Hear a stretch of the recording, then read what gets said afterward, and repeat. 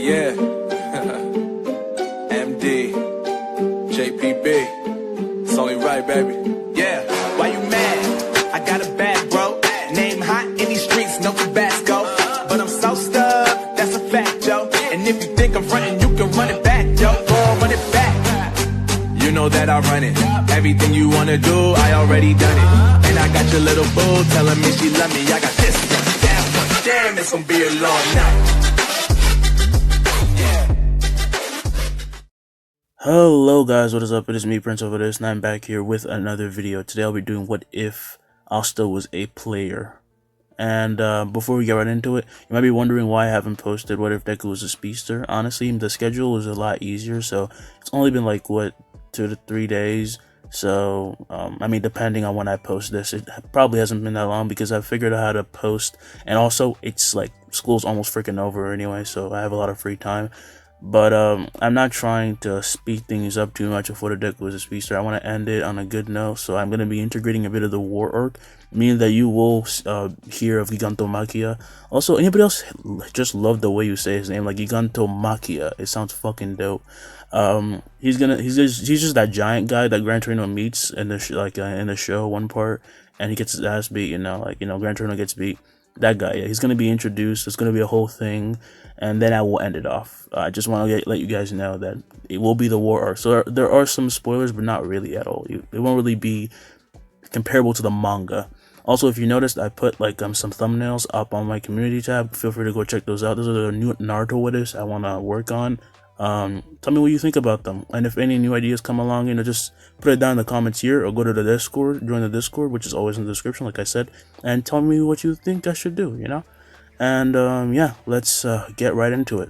So last time we started off with Asta single-handedly stopping Heath and his gang, and he was able to stop them from self-destructing, and then he got a lot of information from them.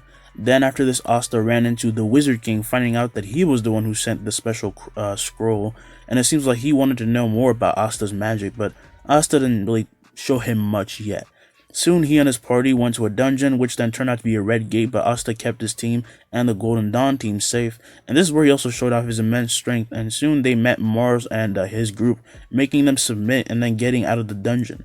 When they get out, soon the group goes to give a report, and this is where things get a little crazy, as Asta puts everyone on high alert, releasing all his magical energy, which covers the entire kingdom.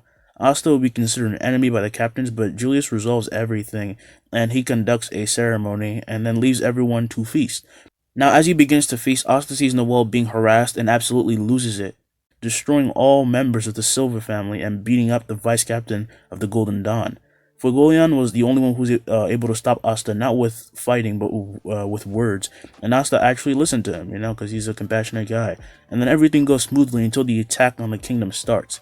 As the guard enters the room, letting everyone know about the kingdom and the fact that it's under siege, Asta wastes no time in getting ready to jump out of the window he was close to. "Where the hell are you going?" yells Klaus. Asta would then say, "What? We're just gonna let citizens die? I can already sense who's causing this, so I'm gonna go stop it. You can do whatever the hell you want." He then jumps out of the window, landing on a rooftop as he starts sprinting towards the main problem. "I like the way he thinks," says Leopold. We then cut to the perpetrator of this incident as he is about to hurt a little girl who is too scared to move her feet. "This kingdom is gonna burn, and you'll go down with it, girlie." He then starts cackling as we zoom up to see the kingdom covered in undead creatures and fire, and the undead creatures are attacking and overtaking the kingdom. Now, as Rades is about to kill the girl, however, a fist lands in his jaw as Asta arrives on the scene, punching him so hard that he falls to the ground, immediately passing out. "I hope I didn't kill him. We need to question him later," thinks Asta. He then turns around to see the little girl and asks if she's okay, and she would nod, but notices that she's shaking. "Hey, my name's Asta. What's yours?" says Asta. Marie," says the little girl. Asta would then pick her up, holding her bridal style, as he says, "Well, Marie, is your brother maybe named Gauche?" "You know my brother?" asks Marie. Asta would then say, "Yeah, he's pretty obsessed with your safety, so I'm gonna leave you with one of my most trusted partners. He's a knight." He then summons Egress and hands her to him, as he then notices that the undead have actually started to melt to nothing because Rades is out, thus his magic is deactivating. Now, as Asta sees this, he gets found by Leopold and Noel. He really did know the main cause of the situation, thanks to Leopold. Now, Asta then notices them, and he is holding up Rades on her shoulder, and he then dodges a magic missile simply by tilting his head, as he then looks up to see a spatule mage on the rooftop. Then all of a sudden, he's surrounded by enemy mages. I'll give you one chance to give up now, or your heads go flying, says Asta. You really think you can take on all of us, says one of the mages. Asta then tells Egress to give Marie to Noel and then capture that mage up on the rooftop. Now, as Egress then disappears from sight, he appears right next to Noel and Leopold and hands Marie over. And then Leopold gets excited, wanting to join Asta and help him. These guys are small fry, says Asta. He then disappears in the blue streak as all the mages have their bodies filled with holes in an instant, and Asta reappears where he was, making his dagger disappear. Trust me, I don't need your help. Leopold will be really impressed, as this was when Valtos gets precautious. What's with that speed? I have to get out of here. He then feels a presence as Egress is already behind him, about to literally kill him. What the hell is this creature? He would then be trying to fight Egress, who's actually completely overpowering him, and soon Fuegoleon would then arrive on the scene to see what Asta was doing, and he was holding a man knocked out over his shoulders, and he saw the undead were basically already gone, so he figured that one of the main problems were taken care of, but the other mages, the rebel mages, are still attacking. Is he the cause of the attack? Asked Fuegoleon, just to make sure, and Asta would say, yeah, well, yes, among other things. He would then throw Rades to Leopold, as he then says Orai, summoning an insectoid creature with domineering aura, almost as powerful as Asta. May I know why you have summoned me, my king? Asked Beru. Asta would then say, destroy the mages who are not affiliated with this kingdom, and don't go overboard or you're dead. Beru would then bow as he disappears from sight, and as he disappears, Asta looks up to see Egress had knocked out Valtos, and Egress jumps down, laying the knocked out Valtos on the ground in front of Asta. Asta would then tell him he did a good job on summoning him, as Fuegoleon would then ask, just what are those creatures? Whatever they are, says Leopold, they're very powerful, and really useful. Now, as this happens, above everyone appears the captains, who would then land using Nozelle's silver carpet, or whatever, I guess, and they land as the captains start walking around, noticing the undead are gone, and the magic singers they've been sensing are actually being killed off. I assume this is your work, asked Charlotte. She then looks at Asta, who nods, and Beru reappears by Asta in an instant, shocking everyone. That thing is dangerous. His mana, it's overwhelming. And it's bowing to that commoner? Beru would then call Asta his king, saying that he had taken care of all the enemy mages, and that it seems that the attacks have stopped. He also reports on Yuno, who actually was a big role in stopping them, because he actually just awakened his wind spirit. Asta would then say, good job. I'm sorry I couldn't give you anything befitting of your skills, says Asta. Beru would then submit himself even more, saying, please, my lord, you need not be so kind to this servant. It is my honor to follow your orders. Asta would then tap him on the shoulders, summoning him, and everyone is just kind of baffled by that conversation, because Asta is already strong, but he's stronger than the creature who defeated all the enemy mages, attacking the kingdom in an instant and called it easy work. What's with the stairs? Asked Asta. Noah would then say, just kind of surprised that you just saved the entire kingdom and you don't seem to care. Julius would then appear right behind Asta and in front of everyone, who would then bow to him, but Asta does not, which pisses off some of the magic knights, because they legit have respect for Julius. He, means something to all of them. I see everything has been taken care of, says Julius. And where the hell have you been? Aren't you supposed to help protect the kingdom? Julius would then say, well, I assumed you'd taken care of everything, so I went out to find out more about this organization. Their leader, he might have been stronger than me. I met him. Everyone would actually notice the cut on his cheek and be worried about the situation, because Julius literally is untouchable. He never gets hurt. So realizing how dangerous this is and how useless they were compared to Asta and a commoner as well, this makes everyone motivated as they promise to get stronger. This means that Fuegoleon is not hurt. Yay. So time skip to the next day. The captured members of the dangerous organization have been held captive and they're being interrogated. There were basically no casualties thanks to Asta, and it was morning as Charmy, and Noel were walking around the city. Now, as they are, Charmy hands Asta a cookie, and he eats it, saying it's yummy, which makes Charmy and Noel blush because of his smile. And as he's eating, Asta senses the golden dawn and looks up to see them walking on another road. Hey, I heard about your power-up. Good job. As he says this, he would then hear Klaus actually apologize to him in a sincere, heartfelt manner, and this surprises him and the Black Bulls. Asta would then say he accepts his little apology, and this is when Asta and kind of lock eyes, as actually activates his magic, thinking, I want to see how I am compared to you, Asta. Using the full power of his magic, he creates a construct of an eagle, which then launches at the Black Bulls, making Mimosa and Klaus freak out. How should I take care of this, thinks Asta. In his right hand would then appear Baruka's dagger, as he then launches it at the attack and enhances it with the Dominator's touch. And as he does this, the blade makes the magic attack just explode to nothing, like implode on itself because the blade just like cut through it. And as you know, as this happens, gets a cut on his cheek, and behind him he hears a crack. The Golden Dawn group would then turn around to see the dagger stuck in a wall, and then it disappears. They look back, see Noelle on the ground, scared out of her mind. "That damn fool is trying to kill us," yells Noelle. Asta would then, "Looks like you have a long way to go, buddy." He and his team would then go their separate ways, as Yuno says, "I guess I do." So the Black Bulls will then make it home, and as they enter, Yami walks up to Asta, handing him a scroll, and, as usual, the other members are messing around, destroying shit. What's this?" asks Asta. "Congrats, kid. I guess Julius was so impressed with you that he made you a senior magic knight." "What?" yells Luck. All the Black Bulls would then be shocked as his rank easily surpasses all of theirs, and it's barely been a freaking week. Asta would then see that his adventure rank was also raised to A, and he says, "This is gonna be annoying, isn't it?" "Annoying?" says Vanessa. "You know what, at this point I'm not surprised, that's just classic you." "What do I feel like that's kind of an insult?" asks Asta. Everyone would then laugh as he then bows, thanking him sincerely for accepting him into the Black Bulls and, making him part of the family, and they congratulated him on his massive rank up. Yami would then say that that Julius is actually giving the squad 10 more stars, which again is shocking because they are the laziest group. So as they celebrate a bit, Asta is actually about to go help Noelle train, because he's been noticing how her magic kind of trails, and he thinks that he can help her with that because of his magic sense, his sense that in general, he just knows what's going on. But then as he's about to, Finral asks if he can go clubbing with him. "What?" says Asta. We then cut to Asta, Luck, and Finral sitting at a table facing 3 girls. However, all the girls are looking at Asta, and Finral notices this, and he thinks, "Damn it." And then he says out loud, "So my name is Finral, I'm 21, and I'm a spatula mage associated with the Black Bulls," and he's, pulling out flowers or whatever, the Finral way, I don't know. He then nudges at Asta, telling him to introduce himself, and Asta says, "Hi, I'm Asta, 15 years old. I'm a gravity magic user. I'm also with the Black Bulls." Luck would then introduce himself as the girls go, as well, mentioning their names and their jobs. But honestly, if it wasn't for Asta, they would have probably left and wouldn't stick around. Because just like everyone else, they don't like the Black Bulls, but Asta just has that kind of aura around him. Then Fernro will be talking about, their exploits, and the girls really want to know what they do as magic knights. Luck would then go into gory detail, talking about whatever he wants, and even if it made the girls uncomfortable, he didn't really notice or care.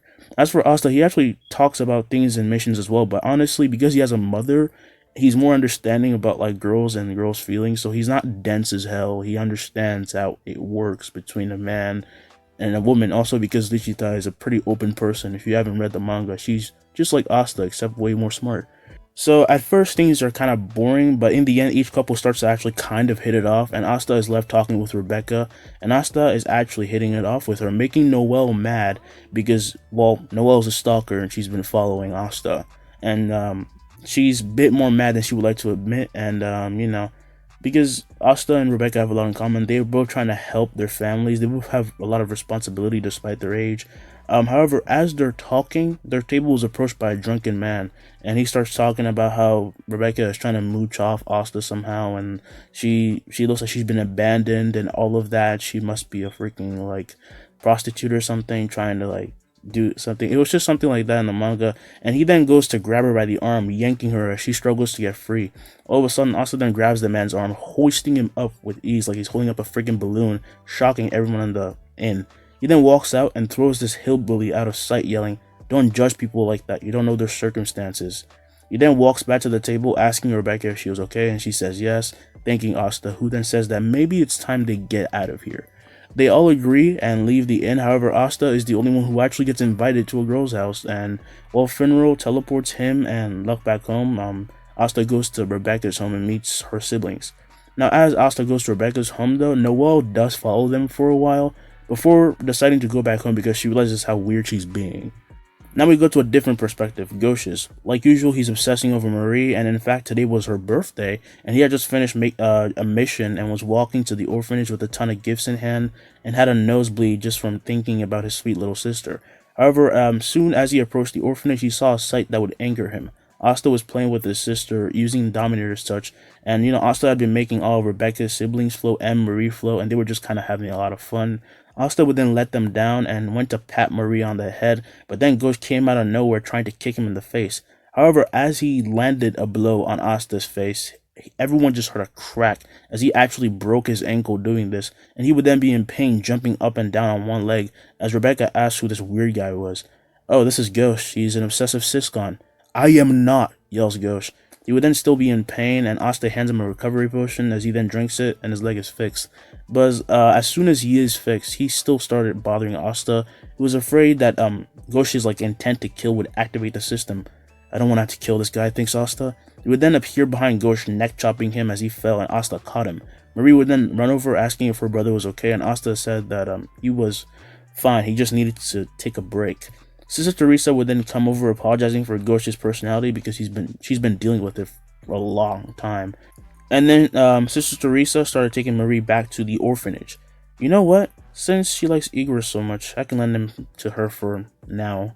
Besides, she might end up in the same situation as last time, thinks Asta. Asta then puts Igris in her shadow without anyone knowing or even noticing, and then Asta just stayed over at Rebecca's. Asta just left Gauche at an inn with a letter for him, for him when he wake up, and he already paid for the charges or whatever. So as night would fall, we then see Asta in bed sleeping peacefully, and from behind him would creep up Gauche, who was pissed off. Die, you little rat. He then shoots a mirror ray, only for it to be swallowed up by Asta's shadow, and this freaks him out, and he's kind of weirded out, and Gauche would try to hit Asta again, but then he heard a voice behind himself, and he turned around to see this gigantic insectoid creature with a presence that made him want to throw up. Beru would then start stroking Gauche's face with his claws as if he was staring at prey. He was practically drooling. You dare try to hurt my king. I guess that means I'm allowed to. Stop it. Beru would then return to Asta's shadow, being unsummoned as Asta sighed, saying, Gauche, what the hell are you doing? You shouldn't have met my sister, says Gauche, as he then falls to the ground, being overwhelmed by the pure bloodlust that Asta is actually giving off right now, due to being annoyed and being woken up, and due to the fact that Beru thought of him as just like prey and was literally about to eat him. Gauche was paralyzed, meaning that if Asta hadn't stopped Beru, he would be dead.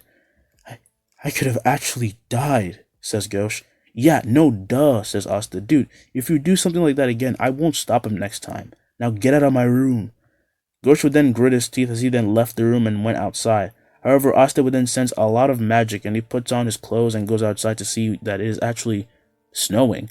He then sees Gauche and Sister Teresa arguing, and his enhanced hearing would let him hear that all the kids in the orphanage have disappeared, and that includes Marie. What? Wait, this snow, it's made of magic. Definitely has something to do with mind control. He then sees people coming out of their houses as they yell for their kids, and Rebecca runs out yelling and telling Asta that her siblings have actually disappeared, and this was just weird and annoying, and this is when things get more intense as Asta sees Gauche holding up the sister by the freaking collar. Moving quickly, he appeared by Gauche, slapping him on the arm, making him release her as she lands safely. Would you stop acting so impulsive? This isn't her fault. It's clearly some other mage, yells Asta. You said Marie was gone as well? Teresa would then say yes, and Asta says good. What the hell is good about that, yells Gauche, obviously being mad. Asta would then grab the two to his side, saying, it's good, because I can do this. He would then use Shadow Exchange, which was now level 2, and the three would disappear as Asta tells Rebecca that he promises he's going to fix everything. The three then disappear and reappear with Igris taking their spot. However, Igris was certainly busy as he had just finished killing off Barrow because, well, Neige attacked. Actually, let's say in this timeline, Barrow actually slapped Marie, which is why Igris came out and fucking killed him. Neige was just, being a pussy, because he is one. So, yeah. Neige was about to be cut in half by Igris, but as he was on his butt, shaking in fear, literally about to die, Igris disappeared, and in front of him appeared 3 people. What? Where'd that thing go? Gauche would then look behind to see the group of kids as well as Marie, and he would then quickly check up on his little sister as he runs to her, only to then see that she has a bruise on her cheek, and he gets mad as hell. All the kids seeing Sister Teresa would just run to her, and and they're being comforted. Meanwhile, Asta was questioning Neige, asking him why he did all this, but he would then have to put his arm up and protect Neige from Mirror Ray, and he then turns around pissed. Gauche, I know how mad you must be, but calm down. Calm down? That little shit hurt my precious Marie. He deserves death. Of course, this isn't true. Neige actually didn't touch, Marie, but by extension, it's his fault. Now, as Gauche yells this, he finds himself being moved away by Asta as light strikes where he was once standing.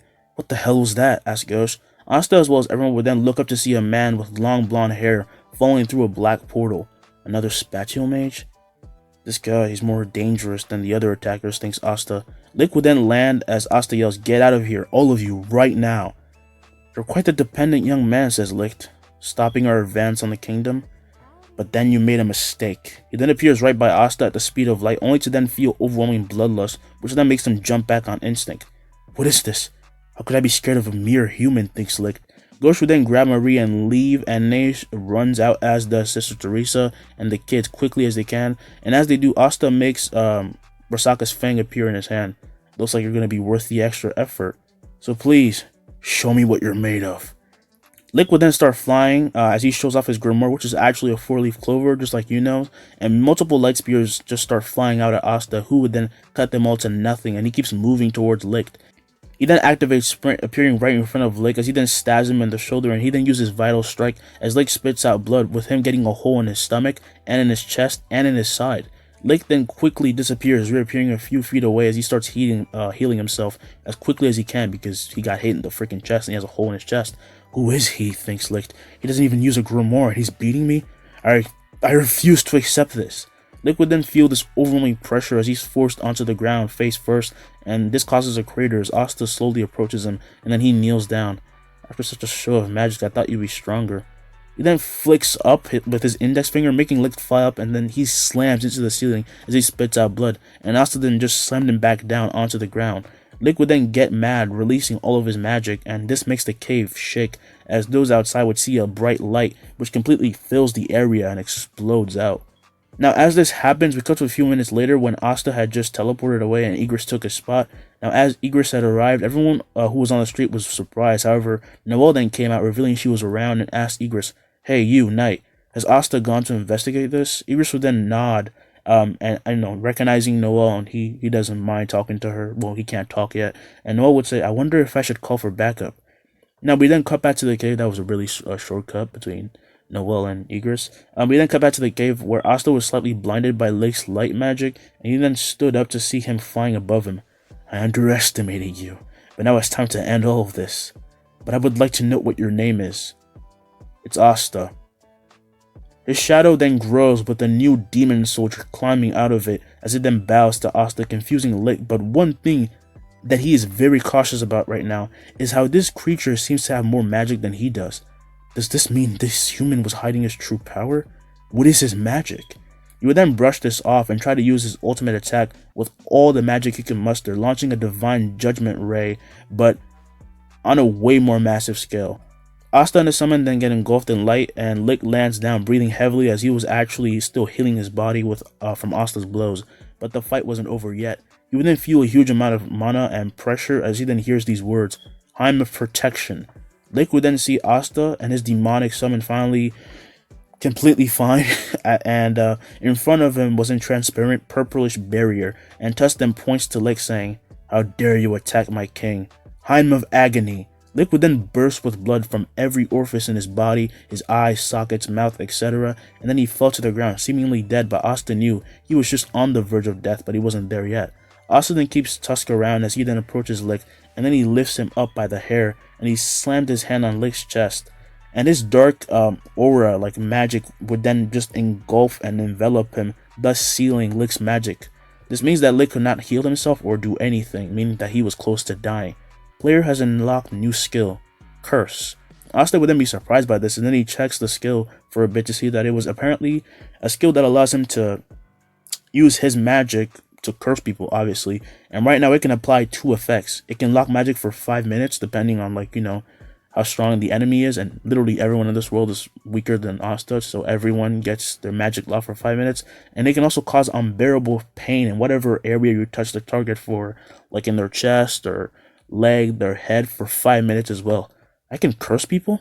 That's kind of weird, thinks Asta. He then looks at Lick, getting ready to stab him as he brought out Rasaka's fang, but he then has to put his arm up and block a punch from Vito, and this impact caused a shockwave to ripple out as the cave once again shook and rubble fell down. "Heim of Agony," says Tusk. "Heim of Agony," says Tusk, as Vito would then burst with blood from his eyes, just like licked from every orifice of his body, and then Asta gets up, punching him in the stomach, sending him flying into a wall. I know you're there. Come out, says Asta. Raya would then speed over, grabbing Licht and appearing by Veto, healing him slowly but surely. Who the hell is this guy? He actually beats me in strength, yells Veto. Raya would then say, I don't know, but he beat Licht. I don't think we should stick around anymore. Let's find out more about him, but this guy's pressure is scaring the hell out of me. He then gets ready to teleport away and take everyone with him, but his arm gets hit and stabbed into a wall by Baruka's blade, or dagger, which then made him scream in pain as he gets paralyzed. Asta then appears by him, about to hit him as he puts his dagger back in his own hands, but then he's almost hit by a wall of fire, and he jumps back just away, like just in time. Fuck, thinks Asta. The wall of fire then disappears, and the Eye of the Midnight Sun are gone. Now as this happens, a portal then opens up behind him, as Asta then sees the magic knight captains walk out. Jack, Yami, Nozel, Fuegoleon, Charlotte, and Mereoleona actually walks in. What are you guys doing here? Asks Asta. We heard that organization or whatever was launching a coup. Well, you don't need to worry, they're gone. Coward, says Asta. He then made his dagger disappear as he unsummoned Tusk, who actually thanked him for summoning him.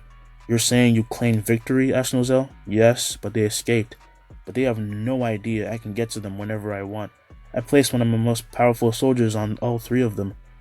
You're just full of surprises, aren't you? Asta then says nothing, and he starts running out to see Funeral was outside teleporting all the kids away, and he smiled, just feeling relieved, you know. And actually, some of the kids hadn't gotten their magic erased yet because Igris stepped in. Actually, no, none of the kids had their magic taken because Igris stepped in. And yeah, because Igris is awesome. So, time skip to the next day, and Asta was sitting surprisingly with the captains, you know, of the Magic Knight orders, and Julius put them all there and told them to wait until he came to get them. But the captains didn't understand why Asta was put with them, and then all of a sudden the captains just started fighting non-stop, getting rowdy, which surprised Asta. And also, since the last incident, Asta has gotten a new request, a quest, you know, called the Flame. Just the Flame? And the key's white? Mysterious. I'm gonna need to bring my A game. Asta would then just stare down for a while as Yami would then yell, asking why Julius is keeping them here. And as he says this, Marks would appear in front of them, using his magic, and then he tells everyone in the room that they need to go down to the basement, I guess you could say, so they could the questioning room. And as they get down, you know, they start walking there. They enter. They see a bunch of people strapped up to the wall, and the list includes Heath, Rades, Valtos, and some other mages who attacked the kingdom who were captured. They also saw Julius and Mark standing in front of the prisoners as Vengeance then asked, "What do you need this for?" "Well, I mostly need Asta, but what you hear during this little moment cannot be revealed to the public." Charlotte would then say, "How will he help? Does this mean you haven't been able to get anything out of them?" "No, we haven't," says Julius. "So, Asta, you think you can help?" The room then gets quiet as they all stare at Asta, who then starts walking out, stretching his arms, saying, "Arise." Out of his shadow comes Tusk, who then bows in front of Asta, asking what he was here for. Asta would then ask Julius why they can't get any info from like the prisoners, and he says that there is some protective, really strong protective type of magic blocking Marks from getting any info. "I know what I must do, my king," says Tusk. Tusk then gets out of kneeling and starts walking over to the prisoners as everyone in the room is sure of one thing. This summon was definitely filled with way more magic than they all had. Even Julius feels a bit overwhelmed, not that he shows it, and Tusk then gets close to the prisoners as he raises his hand saying, "Hand of corruption." All the prisoners would then twitch as the protective spell around them disappears in an instant, and seeing this, Marks activates his magic as constructs of spiked domes appear above the prisoners' heads. Julius would then get serious, asking an important question. "For a while, I've suspected that there may be a traitor among us, leaking out information, helping the other side. So let me ask you again, who in the order was working with you?" They all then answered that the captain of the Purple Orcus was their accomplice, making everyone look at him. What is this mysterious new quest? How will Asta take care of the captain of the Purple Orcus? And how much stronger will Asta get? I guess you're gonna have to find out in the next part, because this is where I'm leaving it off. This is the end of the video. I hope you guys enjoyed. Don't forget to like, subscribe, and do all of that stuff that I said at the beginning. I am gonna go work on What If Deku Was a Speedster, and I hope you guys can be patient enough. Yeah, stay safe, and yeah, bye.